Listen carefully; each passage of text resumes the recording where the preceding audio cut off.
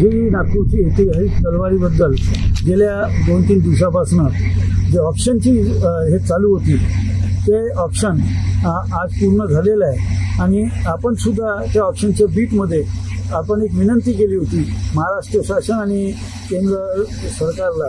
आपण ही विनंती केली होती की त्यांनी बी ह्यामध्ये हे वापस येण्यासाठी प्रयत्न करावे.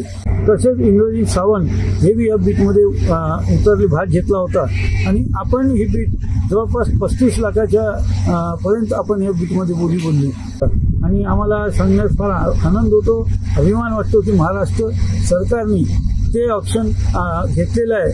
43.15 ह्या याच्यामध्ये महाराष्ट्र सरकारने ही आपली ऐतिहासिक तलवार, आपली ऐतिहासिक धरोहर ही महाराष्ट्रामध्ये येणार आहे याचं आपल्याला भूषण आहे. मी मुख्यमंत्री साहेबांना, त्यांच्या संपूर्ण सांस्कृतिक मंत्री आणि त्यांच्या संपूर्ण टीमला खूप खूप धन्यवाद देतो नागपूरकर भोसले राज परिवाराच्या वतीने.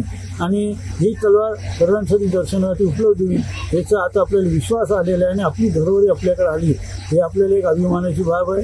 आपल्या लोकांना बी एक महाराष्ट्राचं, एक नागपूरचं इतिहासाचा आपण प्रेमी आहात हे आम्हाला खूप अभिमान आहे आपल्या लोकांचा. आम्ही आपला बी धन्यवाद देतो की आपण ही बाजू फार जोमाने उचलून धरली आणि त्यामुळं हे सर्व प्रयत्न यशस्वी झाले. त्यासाठी मी विरोधीराजे भोसले नागपूरकर भोसले परिवाराकडे आपल्या सर्वांचा खूप खूप आभार व्यक्त करतो. धन्यवाद.